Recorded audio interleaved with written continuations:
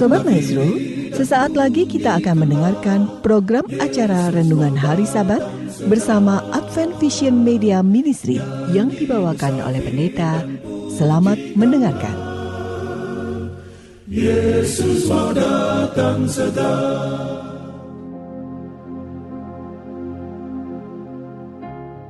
Selamat pagi dan selamat Sabat saudara-saudaraku yang dikasihi oleh Tuhan.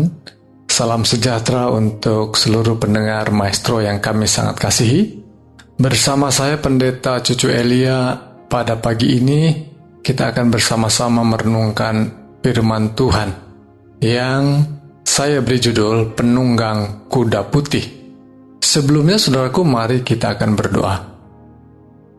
Bapa yang bertahta dalam kerajaan sorga, kami mengucap syukur untuk penyertaan dan perlindungan Tuhan pada pagi hari ini, dan Roh Kudus kiranya membimbing kami, menuntun kami ketika kami membaca merenungkan firman Tuhan. Inilah doa kami Bapa, dalam nama Yesus Kristus kami berdoa, amin. Saudara-saudaraku sekalian, setiap pekan kita sudah belajar firman Tuhan dan merenungkan bersama dari kitab Wahyu khususnya. Dan kita sudah memasuki pasal yang ke-19 dan kita akan masuki bahagian yang kedua atau terakhir dari pasal 19. Saudaraku, disebutkan dalam bagian yang kedua ini, Lembaga Alkitab Indonesia menyebutnya dengan subjudul Firman Allah dan Binatang serta Nabinya yang dikalahkan. Cerita ini saya lebih suka menggunakan judul yang saya sebutkan tadi, Penunggang Kuda Putih, karena di dalamnya nampak bintang film yang diceritakan di sini adalah Penunggang Kuda Putih. Mari saudaraku sekalian, kita lihat ayat yang ke-11 dan 12. Lalu aku melihat sorga terbuka. Sesungguhnya ada seekor kuda putih, dan ia yang menungganginya bernama Yang Setia dan Yang Benar. Ia menghakimi dan berperang dengan adil, dan matanya bagaikan nyala api, dan di atas kepalanya terdapat banyak mahkota, dan padanya ada tertulis suatu nama yang tidak diketahui seorang pun, kecuali ia sendiri. Saudaraku sekalian, mari kita coba membayangkan apa yang disebutkan dalam ayat-ayat tadi. Bahwa sorga terbuka, boleh jadi pemandangan ini langit terbuka, dan dilihatnya ada seekor kuda putih dan ada penunggangnya. Penunggangnya yang setia dan yang benar. Dan pada ayat yang ke-12 rupanya digambarkan orang yang seperti apa. Ada beberapa gambaran dan lebih banyak pada bagian kedua pasal 19 ini menggambarkan siapa penunggang kuda putih itu. Dia disebut sebagai setia dan yang benar, dan kemudian digambarkan menggunakan mahkota, dan padanya ada tertulis nama yang tidak diketahui namanya kecuali dia sendiri. Namun juga disebutkan tadi pada ayat yang ke-11 yang setia dan yang benar. Namun yang menarik di sini adalah bahwa matanya seperti nyala api. Saudara coba membayangkan, bila mana ada gambar atau video menampilkan seseorang dengan wajah dan matanya seperti nyala api, apa yang sudah lihat? Ya, apa yang sudah rasakan? Apakah sebuah gambaran yang menarik, ya, atau sebuah gambaran yang mungkin memberi kedamaian? Boleh jadi mungkin gambaran kita tidak seperti itu, ya. Jadi saudaraku sekalian, gambarannya seperti menakutkan, tetapi saudaraku, ini adalah gambaran daripada Tuhan kita, ya, yang setia dan yang benar. Tetapi mengapa menggunakan gambaran itu? Karena ini adalah sebuah momen penting, yaitu momen penghakiman. Saudaraku sekalian, seorang hakim mungkin jarang sekali mungkin terlihat menunjukkan kedamaian, tetapi harus menunjukkan keadilan. Dan saat yang sama harus menunjukkan satu sikap yang benar-benar menunjukkan bahwa hukum harus ditegakkan. Dan itu sebabnya nama daripada yang tertulis daripada penunggang itu yang setia dan yang benar, ia menghakimi dan berperang dengan adil. Dua perkara disebutkan di sana, berperang. Jadi saudaraku sekalian, kenapa matanya merah menyala seperti api? Karena sedang dalam peperangan. Ya, ini gambaran peperangan dan sedang menghakimi. Jadi tidak sekedar peperangan, karena ini adalah dalam kekuasaannya, peperangannya adalah untuk menghakimi dan lebih tepatnya menghukum, karena jelas penghakimannya adalah dia yang menguasai penghakiman. Dialah raja hari akhir, ya. Dialah raja di masa penghakiman. Dan saudaraku sekalian, mungkin kita bertanya tentang peristiwa ini, kapan peristiwa ini terjadi? Proses atau penghakiman, penghukuman, peperangan ini. Saya membaca dan kemudian merenungkan pada dua perikop ini dalam pasal 19 bahwa peristiwa ini lebih tepatnya adalah sebuah masa setelah masa yang disebut 1000 tahun, dan pasal 20 yang sahabat depan kita akan bahas bersama adalah berbicara tentang sebuah kerajaan 1000 tahun. Dan peristiwa ini adalah peristiwa yang sudah disebutkan duluan, yang sesudah itu akan terjadi. Mengapa? Ada dua alasan dari perikop ini disebutkan begini. Ayat yang ke-14 sebagai alasan yang pertama. Dan semua pasukan yang di sorga mengikuti dia. Mereka menunggang kuda putih dan memakai lenan halus yang putih bersih. Siapa saudaraku sekalian yang digambarkan oleh ayat 14 ini? Semua mereka, katanya, datang bersama-sama dari sorga dan menunggang kuda putih dan kemudian memakai lenan halus. Biasanya kalau itu malaikat disebutkan para malaikat, tetapi ini mereka dan menggunakan lenan halus. Ini adalah gambaran daripada orang-orang kudus yang diselamatkan dan menggunakan lenan halus yang menggambarkan seperti yang kemarin sudah disebutkan, bahwa itu adalah perbuatan orang-orang benar yang dikuduskan oleh Tuhan. Ya, pada pasal yang ke-8 yang kita sudah pasal 19 ayat 8 yang kita sudah pelajari sahabat yang lalu. Nah, saudaraku sekalian, penunggang-penunggang kuda ini yang disebut dengan mereka adalah umat-umat Tuhan yang pada waktu kedatangan Yesus yang kedua kali mereka dibawa ke sorga. Dan 1000 tahun lamanya berada di dalam sorga. Dan kemudian turun kembali pada kedatangannya yang ketiga. Nah, itu sebabnya saya sebutkan peristiwa yang sedang diceritakan ini adalah setelah masa 1000 tahun itu. Itulah alasan pertama. Kemudian yang kedua adalah ketika disebutkan pada ayat yang ke-20, ya, ayat 20 bagian yang terakhir disebutkan demikian. Keduanya dilemparkan hidup-hidup ke dalam lautan api yang menyala-nyala oleh belerang. Kalimat ini, saudaraku sekalian, kalimat terpotong tadi bahwa ada kelompok orang yang disebut, nanti saya sebutkan, yang pada akhirnya dihukum. Orang-orang jahat akan dihukum dan kemudian dilemparkan hidup-hidup ke dalam lautan api yang menyala-nyala oleh belerang. Kata atau frase yang digunakan sebagai lautan api lebih merupakan gambaran daripada api neraka atau api kekal yang akan terjadi setelah 1000 tahun tadi, penghakiman terakhir atau penghukuman terakhir. Dan ayat itu dikukuhkan dalam pasal yang ke-20 ayat yang ke-14 dikatakan demikian. Lalu maut dan kerajaan maut itu dilemparkanlah ke dalam lautan api. Itulah kematian yang kedua. Ya, diberi titik 2, yaitu lautan api. Jadi saudaraku sekalian, kematian yang kedua, lautan api, api neraka atau api kekal, lebih menggambarkan nanti di penghujung masa 1000 tahun. Jadi itu dua alasan yang disebutkan dalam pasal 19 bahwa peristiwa ini lebih merujuk pada akhir daripada masa 1000 tahun. Lalu saudaraku sekalian, mari kita lihat lanjutkan apa yang terjadi dengan sang penunggang kuda, yaitu merujuk kepada Yesus yang memang dia disebut sebagai yang setia dan yang benar. Dan juga ayat 13 disebutkan lebih tegas lagi. Dan ia memakai jubah yang telah dicelup dalam darah dan namanya ialah firman Allah.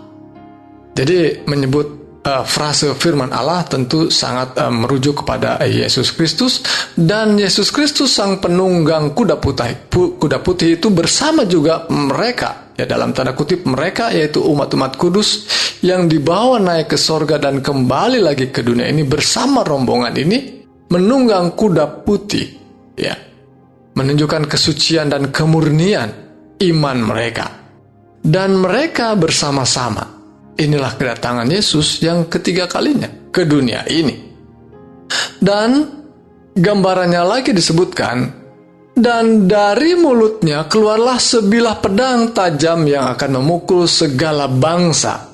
Dan ia akan menggembalakan mereka dengan gada besi, dan ia akan memeras anggur dalam kilangan anggur, yaitu kegeraman murka Allah yang Maha Kuasa. Sekali lagi, mari kita lihat penggambaran Alkitab tentang Yesus Kristus yang datang ke dunia ini kembali, dan dari mulutnya keluar sebilah pedang, ya. Dan sekali lagi ini gambaran firman Allah sekali lagi, ya, diulang kembali. Dan memang yang akan menggembalakan dan yang akan memukul kala bangsa-bangsa adalah dengan firman Allah.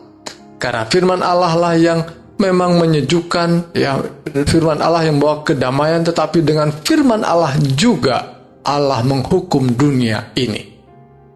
Ayat yang ke-16, dan pada jubahnya dan pahanya tertulis suatu nama. Apakah pahanya terbuka sehingga ada tulisan nama seperti tato?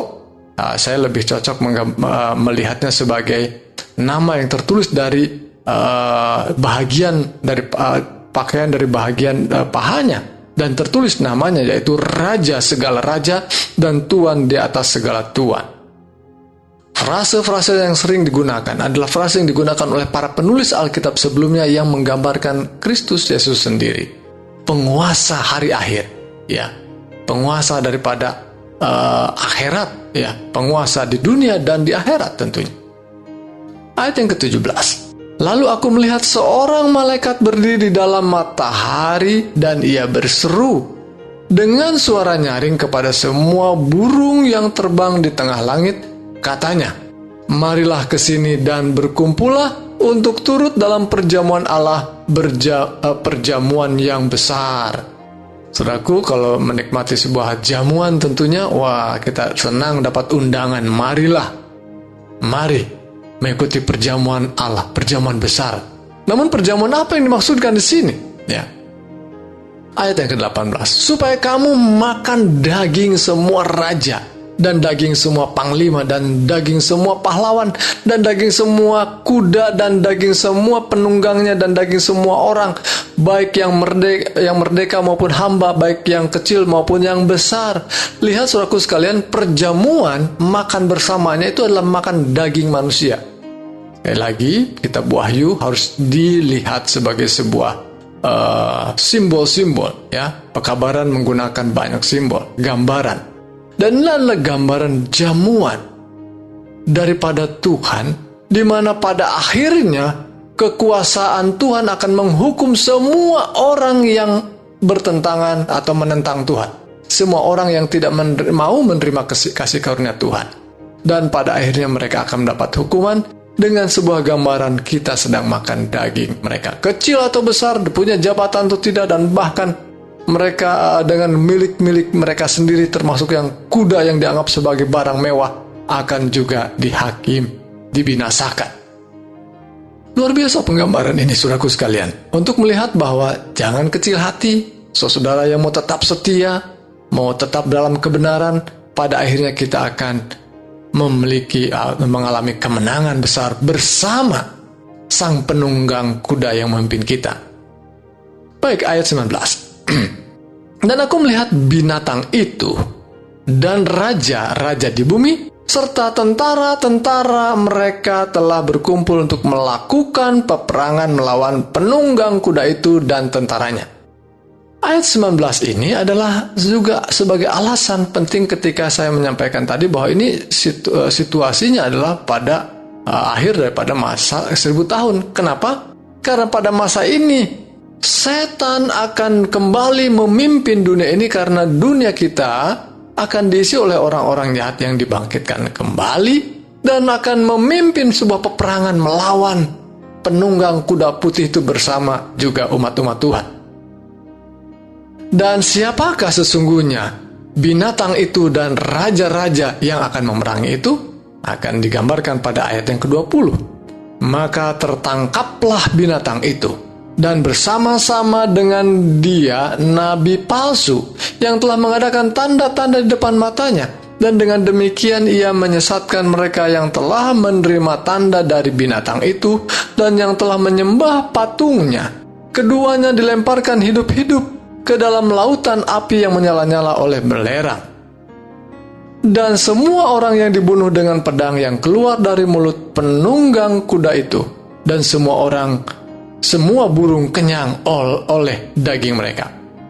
Saudaraku sekalian, kalau tadi pada ayat sebelumnya gambaran tentang penghukuman Tuhan kepada banyak orang, pada semua orang yang menentang Tuhan, ya, memberontak pada Tuhan, disebutkan kecil atau besar semua. Tapi pada bagian ini lebih spesifik detail siapa sesungguhnya yang lebih bertanggung jawab untuk mendapat hukuman ini, yakni adalah binatang itu dan nabi palsu, ya, dan semua yang mengikuti dan yang disesatkan oleh mereka, ya, yang mengikuti tanda binatang itu.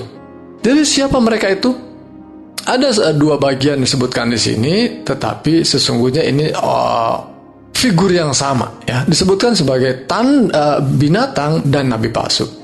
Binatang sebagaimana kita sudah pelajari sebelumnya bahwa ini adalah sesungguhnya adalah kekuasaan yang mendunia, namun kemudian yang tadinya kekuasaan yang mendunia ini adalah kekuasaan politik, pemerintahan, kerajaan dunia, tetapi ketika runtuh digantikan oleh yang namanya umat Tuhan atau gereja Tuhan. Tetapi ketika mereka mencampur adukan dengan politik dunia dan ajaran kekafiran, maka sesungguhnya mereka bukan melanjutkan kerajaan Allah, tetapi mereka melanjutkan kerajaan dunia, dan itulah binatang. Jadi saudaraku sekalian, bila mana gereja masih berdiri dengan mengaku umat Tuhan dan saat yang sama mengajarkan ajaran yang di luar ajaran Alkitab, mereka adalah binatang itu. Dan kemudian didukung oleh kaum yang menamakan diri nabi. Ya, nabi itu adalah juru bicara Tuhan untuk mengoreksi umat Tuhan tadi, mengoreksi para pemimpin gereja tadi. Tetapi sekarang yang mengoreksinya ini yaitu para nabi, justru mereka seperti malah mendukung apa yang salah. Itulah nabi palsu. Ini dapat terwujud oleh karena ketika gereja yang mau memprotes kesalahan gereja, berdirilah sebuah kelompok yang namanya Protestan, ya. Dan itu satu kelompok yang baik tentunya untuk menjadi suara kenabian. Tetapi ketika suara kenabian ini tidak lagi kuat, bahkan semakin melemah dan mengikuti apa yang diajarkan oleh gereja sebelumnya, maka sesungguhnya inilah nabi palsu. Yang harusnya kita menyuarakan suara kenabian, saudara dan saya mungkin menjadi lemah dan bahkan mengikuti sesuatu ajaran yang tidak diajarkan oleh Alkitab. Inilah nabi palsu. Kemudian bahagian yang kedua menggunakan frase yang lain, disebutkan binatang itu dan patungnya. Nah, patungnya adalah berbicara tentang apa yang menjadi wakil daripada patung itu. Patung itu tentu saja berada dalam satu wilayah daerah secara geografis, tetapi perwakilannya ada di semua tempat. Perwakilannya ada di segala tempat yang mana di tempat itu didirikan patung untuk menjadi wakil daripada sang binatang tadi. Sekali lagi saudara sekalian, ini adalah simbol-simbol. Karena tadi sedang berbicara tentang bagaimana binatang itu mencampur adukan kebenaran dengan kekafiran. Maka sesungguhnya yang dibicarakan dengan patung itu adalah sesuatu yang diajarkan dan harus diajarkan oleh satu kelompok atau satu negara atau satu gereja yang lain yang menganggap umat Tuhan, dan kemudian mereka benar-benar mengagungkan ajaran itu sebagai produk daripada binatang tadi. Nah, karena Alkitab, khususnya kitab Wahyu ini berbicara tentang peperangan, tentang penyembahan, ini berbicara tentang hukum Tuhan pada bahagian yang pertama, yaitu yang kaitannya dengan Allah, dengan penyembahan. Dan rupanya, saudaraku sekalian, yang dibicarakan dengan patung tadi adalah hukum yang diputar balik dari kaitannya dengan penyembahan. Di sana ada hukum kedua, jangan menyembah patung, dan ada juga hukum keempat yang terkait dengan hari penyembahan kepada Allah yang benar. Jadi saudaraku sekalian, ini adalah sebuah peperangan kita. Inilah Armageddon kita. Dan Tuhan pada akhirnya akan membinasakan binatang itu, nabi palsu itu, dan bahkan patungnya, dan semua yang mengikut dan menyembah patung itu. Saudaraku sekalian, ini amaran yang kuat buat kita semua, untuk mengingatkan kita bahwa kita sedang dalam masa-masa di mana sedang dibicarakan kita ini. Pada masa-masa di mana kita sedang berada yang disebutkan dalam Wahyu pasal 19 ini.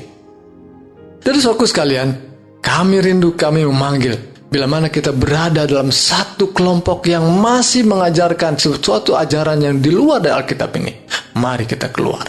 Mari kita ikuti apa yang diajarkan hanya oleh Alkitab, Sang Firman Allah, dan yang setia dan yang benar ini.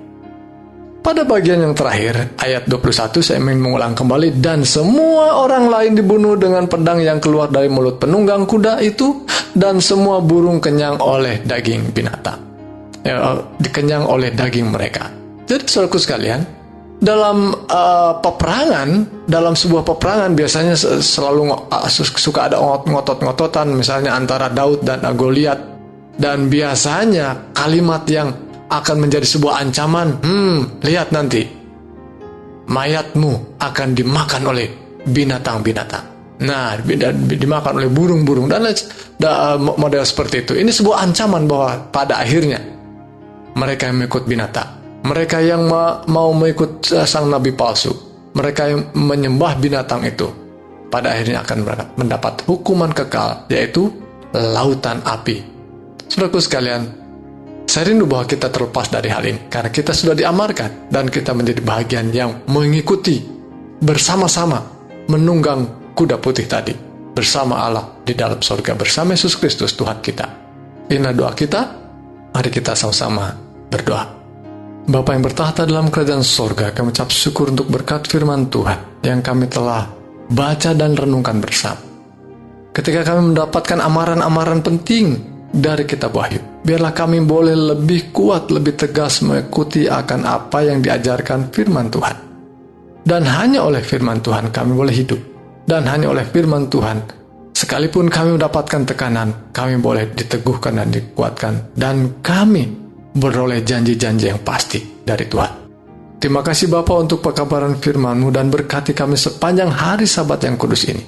Kami boleh berbakti, kami boleh melayani, dan sepanjang Sabat ini kami sungguh menikmati berkat Tuhan. Berkati juga buat mereka yang tidak dapat mengikuti kegiatan dan ibadah oleh karena sakit penyakit, kiranya jamahan tangan Tuhan memberi kekuatan, memberi kesembuhan. Teguhkan iman kami Bapa, di dalam nama Yesus Kristus kami berdoa. Amin.